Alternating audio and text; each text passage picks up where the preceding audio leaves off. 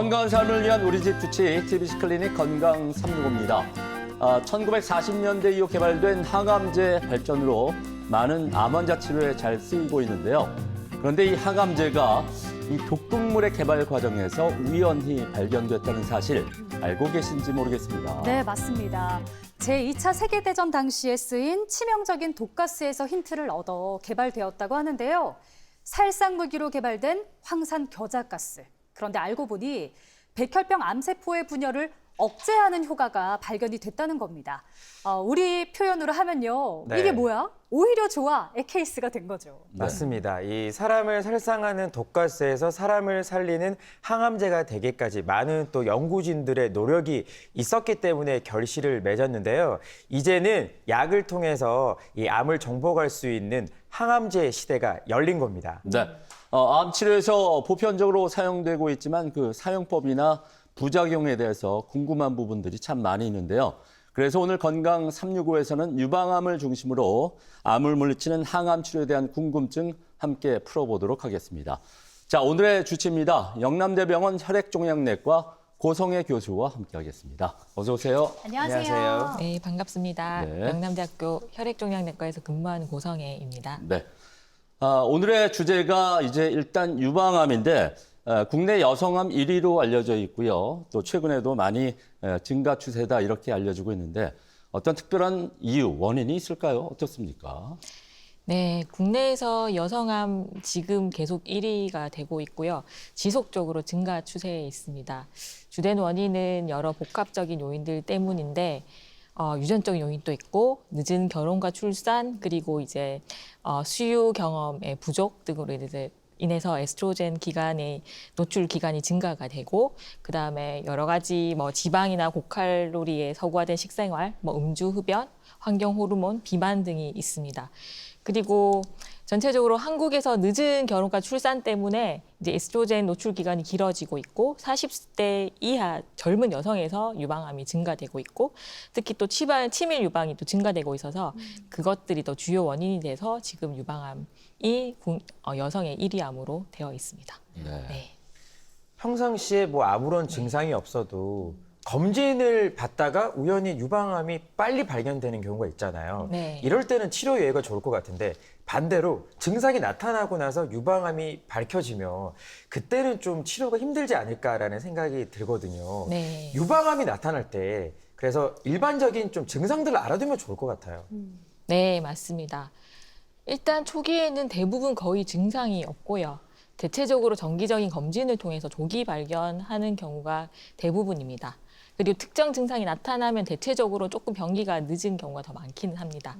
일단 대표적인 증상은 일단 통증이 없는 멍울, 혹이 만져지는 거고 결국은 이제 일반적으로 1cm 이상이 되어야지 사실 만져지기 때문에 그 이하는 초음파나 이제 여러 가지 검사를 통해서 확실히 알 수 있다. 초기에 발견하려면 그렇게 얘기를 드려야 될 것 같고 좀 더 지나면 크기가 더 커지고 피부나 유두가 함몰되거나 아니면 피부가 딱딱해지고 붉어지는 등의 여러 가지 증상들의 변화가 일어날 수 있습니다. 네. 네.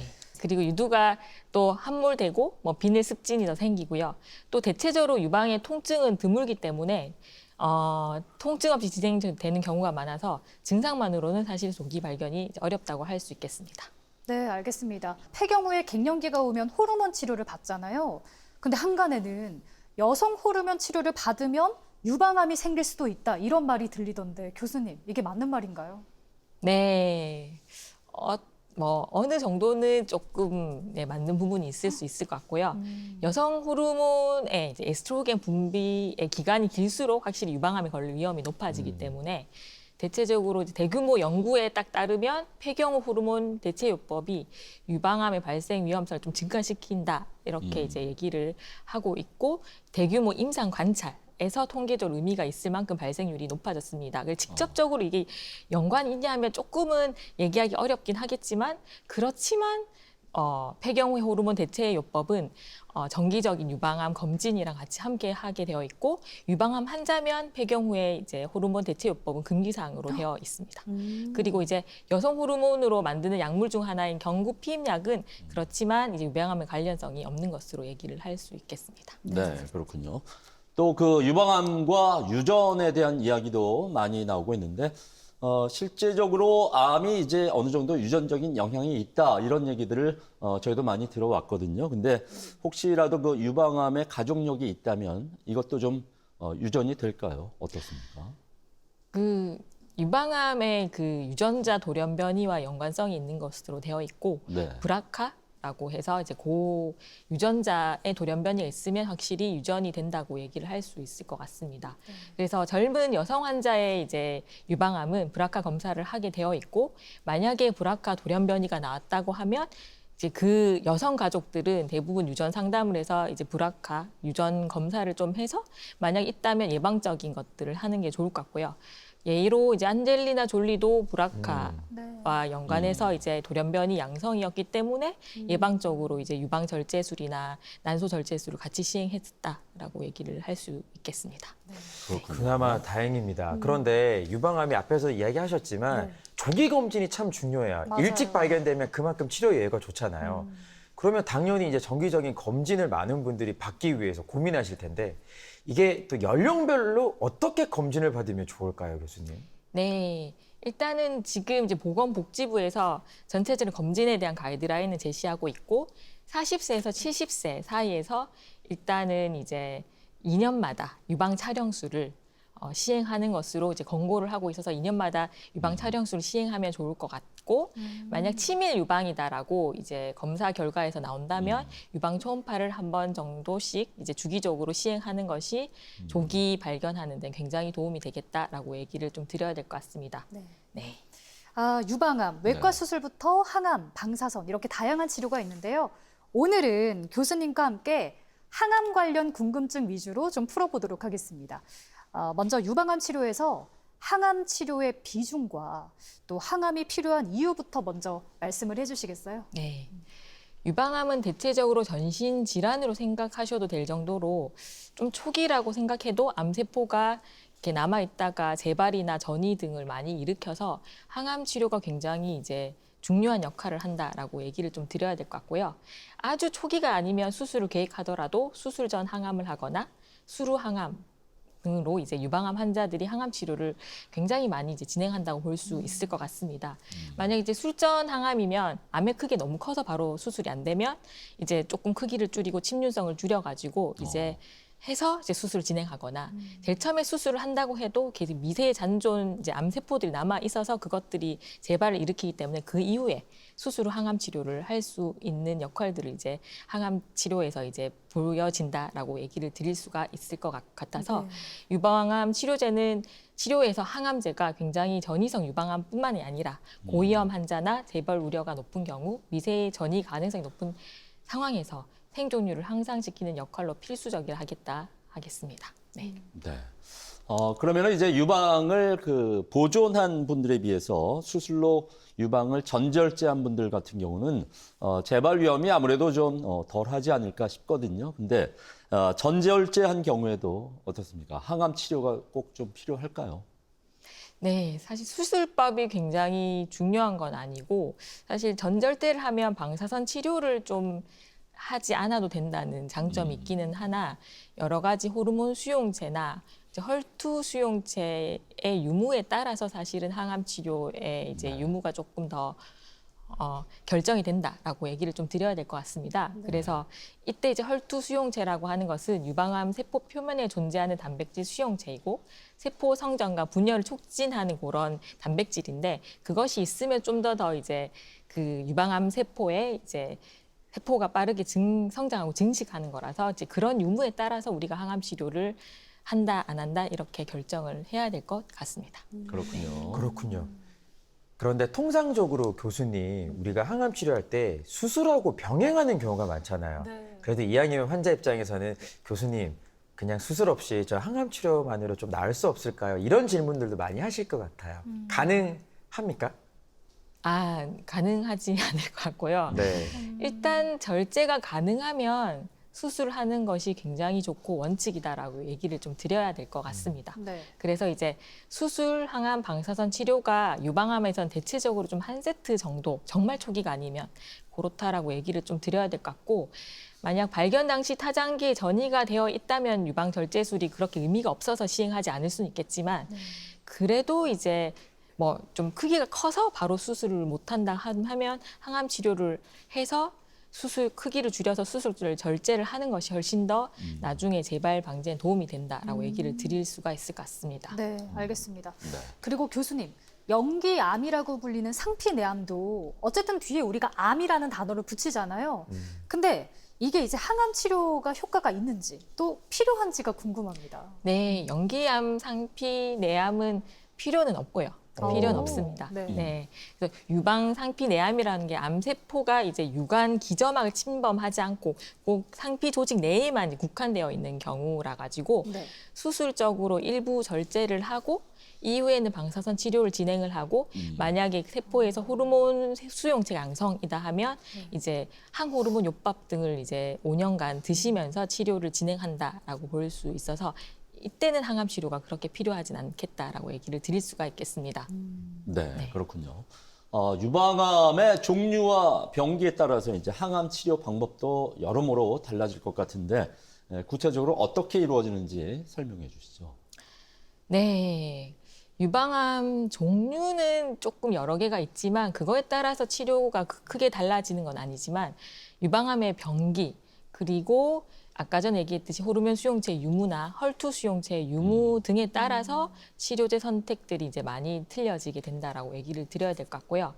아까 이제 수술과 관련해서 이제 항암 치료 얘기했듯이 병기 1기는 바로 수술 진행할 수 있으나 뭐 만약에 이제 여러 수용체가 다 없거나 헐투 수용체 양성일 때는 수술 전 항암 치료가 고려될 수가 있고 그리고 다양한 고려 사항에 따라서 수술 전 항암을 진행할 수도 있고 아니면 수루 항암을 할 수도 있습니다.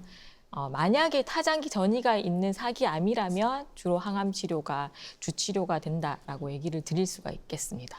네.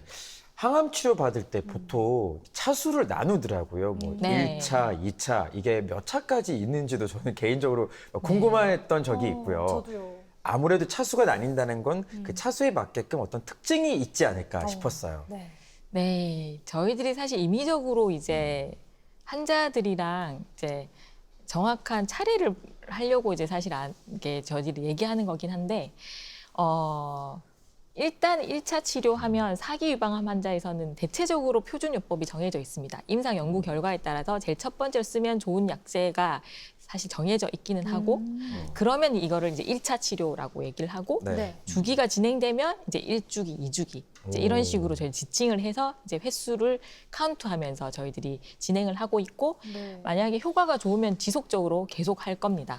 근데 이제 중간에 반응 평가를 위해서 저희 CT를 저희들 찍게 되는데 그때 만약에 반응이 좀 없거나 조금 더 그 병이 진행한다 하면 이제 2차 요법, 다른 약제를 바꿔서 진행할 때 2차 요법이라고 진행을 하게 되고 그리고 또 거기서 다시 나빠지게 되면 약을 바꿀 때 다시 3차 요법 이렇게 저희들이 지칭을 해서 치료제를 선택을 하게 된다라고 얘기를 좀 드려야 될 것 같고요. 대체적으로 표준 치료 정해져 있긴 하지만 유방암 워낙 약제들이 많아서 여러 가지 변수 사항에 따라서 좀 약제 선택은 조금 틀려질 수 있다라고 얘기를 드릴 수 있을 것 같고 네. 또 유전자 검사 아까도 얘기했듯이 브라카를 뿐만 아니라 다른 유전자 검사에 돌연 변이가 있으면 표적 치료제도 선택 사항에서 고려될 수가 있겠습니다. 네. 설명 들으면서 또 궁금한 거를 한 가지 더 여쭤볼게요. 항암 치료 스케줄을 보면은 이게 보통 뭐 3주에서 4주 간격으로 시행이 되더라고요. 이 정도의 기간을 두는 이유가 따로 있나요? 너무 좋은 질문이네요. 네. 좀 네. 빨리 받으면 좋은 게 아닌가요? 일단 이제 고전적으로 저희들이 세포 독성 항암 화학제를 쓰게 되는데 그렇게 되면 암세포뿐만 아니라 정상세포도 같이 이제 세포의 어떤 뭐 주기나 분열들을 이제 억제시키는 상황들이 있어서 그 정상세포를 회복되는 데 시간이 걸리는 것과 약물이 내 몸의 세포에서 너무 대사가 돼서 빠져나간 시간들을 계산해서 대체적으로 3주나 4주 정도의 간격을 두고 진행을 하고 있고 이제 최근에는 여러 가지 표적 치료제나 뭐 면역 치료제 이런 것들이 도입되면서 이제 그 약제는 조금 주기가 달라질 수 있다라고 얘기를 드릴 수 있겠습니다. 그렇군요. 자, 오늘 이렇게 유방암의 항암 치료와 관련해서 궁금한 부분들 알아보고 있습니다. 또 수술한 다음에 남아있는 암을 제거하기 위해서 항암 치료를 진행한다. 아까 이렇게 말씀을 해주셨는데 수술 후면은 사실 환자가 많이 체력적으로 좀 힘겹고 떨어져 있는 상태인데 좀 회복 기간도 필요해 보이는데 바로 항암을 받아도 괜찮을까요? 네. 근치적 절제술 이후에 이제 만약에 암의 재발을 방지하는 목적으로 항암 치료를 진행을 하게 되는데 대체적으로 유방 수술은 이제 뭐 보행이나 아니면 식사하는 데는 특별히 문제가 없는 수술이기 때문에 굉장히 컨디션이 대체적으로는 빨리 회복이 되는 상황이어서 상처가 이제 수술의 상처 암은 한 2주 후 정도에서는 바로 수술을 진행해도 무방하다라고 얘기를 드릴 수가 있을 것 같습니다. 네, 너무 크게 걱정 안 하시고 네. 빨리 시행하셔도 좋겠다라고 얘기를 드리겠습니다. 그렇군요. 네. 사실 치료 받으면서 체력이 많이 떨어질까 봐 뭐 가족이나 환자분들이 걱정하기도 하지만 또 하나가 사실은 부작용이잖아요. 맞아요. 네. 머리카락이 빠진다거나 또 구토가 많이 나와서 힘들어하는 분들이 많은데 네. 도대체 이 부작용이 왜 생기는 걸까 저는 너무 궁금해요. 네. 네. 일단 그 부작용들은 이제 아까도 얘기했다시피 세포 독성 항암화학제가 정상 세포에도 영향을 미치기 때문에 뭐 저희들 몸에서 점막세포, 위점막세포나 머리카락 같은 것들은 계속 재생이 일어나는 부분이고 이게 분열이 빨리 되는 건데 거기에 같이 이제 어떤 영향을 주게 되어서 이제 사실은 부작용이 일어나게 됩니다. 네. 근데 대체적으로는 최근에 뭐 탈모 같은 경우는 약물에 따라서 조금 정도의 차이는 있고 그리고 확실히 이 약은 탈모가 됩니다 하면 탈모가 되기는 하지만 이제 그 약을 쓰지 않게 되고 나중 되면 다 머리카락이 나니까 크게 이제 스트레스 받으실 이유가 없으실 것 같고 만약 스트레스가 된다면 이제 뭐 예쁜 모자나 가발 등을 좀 사셔가지고 스트레스 없이 잘 다니시면 좋겠고 이제 구심, 오역 그러니까 구역 구토 이런 것들도 굉장히 큰 문제가 되는데 최근에는 이제 좋은 약제들이 개발돼서 구역 구토도 많이 예방이 되고 있는 상황이어서 크게 이제 너무 두려워 마시고 항암 치료를 진행하셔도 좋겠다라고 얘기를 드리도록 하겠고 네. 또 표적 치료제는 거의 그런 부작용이 없을 가능성이 많아서 네. 예, 논의 후에 이제 약제도 잘 선택하시면 너무 좋을 것 같습니다. 네. 그리고 또 그 탈모나 구토 같은 경우에 이런 부작용을 좀 덜어주는 보조약품이 있다고 들었습니다. 네. 네. 이게 사실 환자들 입장에서는 굉장히 희소식이잖아요. 그럼요. 정말 얼마나 효과가 있는지가 궁금한데 빨리 좀 알려주시죠. 네. 일단 저희들이 이제 오신구토 같은 경우는 최근에 여러 가지 신약들이 많이 개발이 돼가지고 특별히 크게 부작용 없이 오역 구신구토들은 사실 많이 두려워하실 필요는 없으실 것 같고, 근데 다만 이제 오신구토는 4일부터 한 일주일 사이에 사실은 많이 심해졌다가 그 뒤로는 또 나아지는 상황이기 때문에 그때만 어느 정도 식사량들을 유지를 할 수 있는 노력들을 하시고 이제 지나가시면 특별히 문제는 없다라고 얘기를 좀 드려야 될 것 같습니다. 네. 네, 그렇군요. 그리고 이제 항암 치료를 한 다음에 혈액 수치가 좀 많이 떨어진다고 합니다. 그러니까 백혈구라든가 혈소판 수치가 많이 좀 이렇게 내려간다고 하는데 이건 또 어쩔 수 없는 건지 궁금하고요. 네. 또 항암 치료 전보다 감염에도 좀 취약해진다 이런 얘기도 있거든요. 어떻게 좀 관리를 해야 될까요? 네, 이제 기존에 쓰던 독성 세포 항암화학제는 이제 아까도 얘기했지만 세포 주기가 빠른 이제 그런 골수 세포도 영향을 많이 미쳐서 이제 혈액 세포가 많이 떨어질 수 있긴 한데 그거는 저희들 의사들이 잘 관리를 할 수 있는 부분이라고 생각을 하고 환자분들이 신경 쓰셔야 될 것은 열이 났을 때 확실히 응급실을 빨리 찾아오셔가지고 감염에 취약한 건 분명한 사실이라서 감염들을 빨리 조금 치료를 받으시는 것들 제가 얘기를 드리도록 하겠습니다. 네. 그리고 혈액 수치는 확실히 컨디션이랑 연관이 있어서 이제 본인 식사를 잘 하시고 체력을 유지하시면 확실히 그 수치들이 좀 덜 떨어지게 만들 수 있으니 본인 체력 유지랑 식사나 이런 것들에 이제 신경을 쓰시면 너무 좋을 것 같습니다. 네. 환자들 입장에서는 치료를 잘 받았는데 혹시나 다시 재발이 되면 그때는 뭐 정신적으로도 그렇고 또 가족분들도 함께 또 힘든 시간을 겪을 수밖에 없잖아요. 그리고 또 하나 염려하시는 게 이제 통증적인 부분인데요. 앞에서 교수님께서 요즘 시중에 또 좋은 약제들 많이 나온다고 하셨으니까 네. 항암 치료제 중에서도 그나마 통증을 좀 줄일 수 있는 치료 약제들이 나오지 않을까요? 네. 근데 이제 항암 치료를 이제 어떤 거는 통증 적게 뭐 이렇게 치료를 받을 수 있다 이런 거는 아니고요. 이제 뭐 다른 부작용들은 여러 가지 많겠지만 그래서 앞서와 얘기하다시피 이제 부작용들은 좀 틀리고 그 통증과 연관해서는 사실 항암제랑 크게 연관은 사실 솔직히 없습니다. 가장 또 효과적인 항암제를 써서 병이 좋아진다면 통증이 같이 줄어들 가능성이 크다라고 얘기를 좀 드려야 될 것 같고 그 암성 통증과 관련해서는 통증을 참으시지 않으시고 담당 의사랑 상의해서 충분히 진통제를 쓰셔도 괜찮다라고 얘기를 좀 드려야 될 것 같고요. 일상생활을 할 때 통증을 참는다는 느낌이 가지지 않을 정도까지 쓰셔야지 이제 환자의 삶의 질이 유지가 되는 거다라고 얘기를 드려서 네. 어느 정도 써야 할지는 사실 의사가 사실 생각하면 되는 거니까 통증 참지 않으시고 그 담당 의사랑 확실하게 의사소통을 하시는 게 중요하다라고 얘기를 드려야 될 것 같습니다. 네. 네.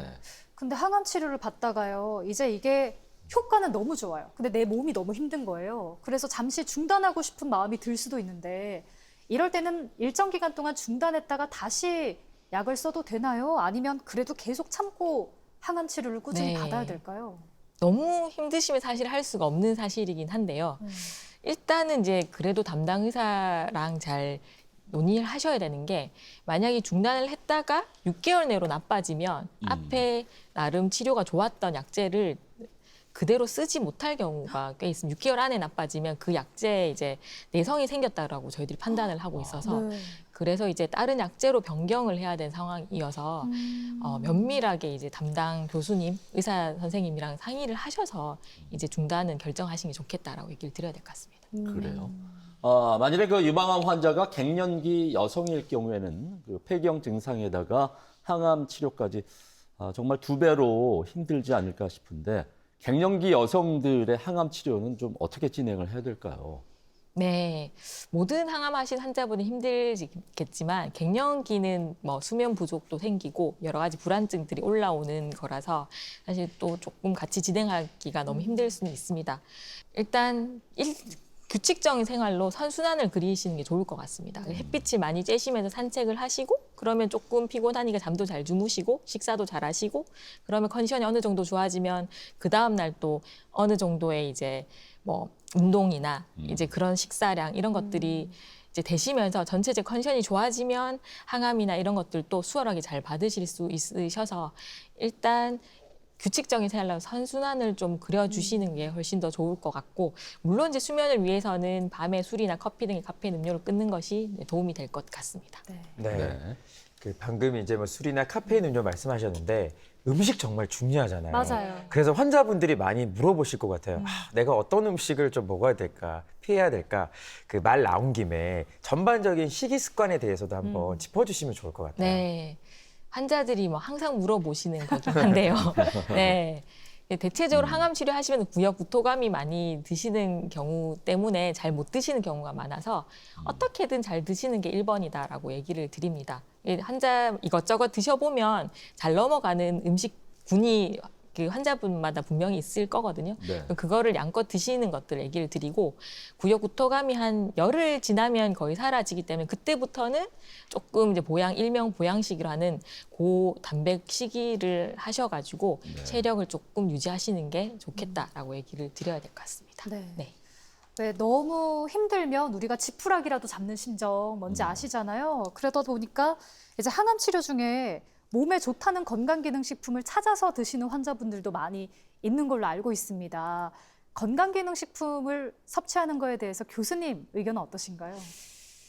네, 그것도 많이 물어보는 것 중에 하나긴 한데 뭐 유산균이나 일반적인 이제 종합 비타민제 같은 것들은 드시는 게 괜찮을 것 같은데 뭐 최근에는 뭐 면역을 올려준다는 여러 건강기능식품이 굉장히 시중에 많이 나와 있고 이것은 이제 어떻게 작용할지 정확히 잘 모르는 상황이라서 이게 본래도 항암 치료를 하게 되면 뭐 간이나 신장에 무리가 조금 되는 경우가 많이 허다한데 거기에 플러스해서 건강기능식품이 조금은 악영향을 미칠 수 있으니 이제 드시는 데는 조금은 이제 주의를 하셔서 의사 선생님이랑 상의하에서 진행하는 것이 좋겠다라고 얘기를 드리겠습니다. 네. 사실 어느 날 갑자기 암을 진단받고 또 내 사랑하는 가족이 또 치료받는 모습을 보면은 참 힘들잖아요. 네, 하지만 그 시간을 정말 잘 이겨내셨으면 좋겠거든요. 혹여나 암 치료에 있어서 가족이나 본인이 알아두면 좋은 점 어떤 게 있을까요? 네. 요즘은 면역항암제다, 표적치료제다 이제 많은 약제들이 나와 있고 환자들이 큰 부작용 없이 아주 기분 좋게 치료를 하고 있는 경우도 많습니다. 그래서 먼저 걱정을 할 필요 없이 최신 약제에 대해서도 잘 알고 충분히 항암 치료를 잘 할 수 있는 종양내과 의사와 이제 치료에 대해서 상의를 하시는 게 중요하다라고 얘기를 좀 드려야 될 것 같고 또 이제 먼저 이제 제일 처음에 암 진단을 받으면 굉장히 두렵고 여러 가지 마음들이 들 텐데 일단은 이 병을 내가 극복해야지라는 그 다짐과 함께 충분히 본인의 병과 치료법에 대해서 공부하시고 담당 의사랑 적극적으로 좀 진료나 궁금한 것들을 물어서 치료를 주체적으로 조금 하시면 너무 좋을 것 같다. 이제 그렇게 되면 여러 가지 부작용들도 이것쯤이야 하면서 조금은 수월하게 넘어갈 수 있고 꾸준히 치료를 진행하고 어느덧 이제 병도 조금은 좋아지는 상황들이 올 것이다라고 얘기를 드려야 될 것 같습니다. 네. 오늘 이렇게 유방암을 중심으로 항암 치료에 대한 궁금증을 여러 가지 함께 풀어봤습니다. 마지막으로 환자분들께 당부의 말씀이 있다면 간단히 좀 전해주시죠. 네.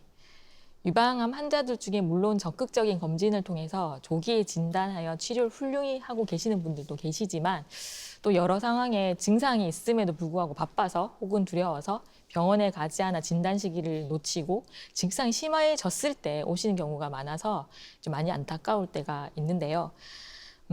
제가 봤을 때는 최근에 여러 가지 약제들도 많이 개발이 되었고 여러 가지 유방암에 관련해서도 굉장히 이제 생존율도 올라가고 있으니 네. 전반적으로 이제 두려움을 떨치시고 적극적으로 이제 병원을 찾아서 치료를 논의해 주셨으면 좋겠다라고 얘기를 드리도록 하겠습니다. 알겠습니다. 교수님 말대로 요즘에는 유방암 치료법이 많이 또 이렇게 발전이 돼 있기 때문에 환자분들 희망을 갖고 열심히 치료를 잘 받으셨으면 좋겠습니다. 지금까지 영남대병원 혈액종양내과 고성애 교수와 함께했습니다. 오늘 좋은 말씀 감사드립니다. 고맙습니다. 네, 고맙습니다. 감사합니다.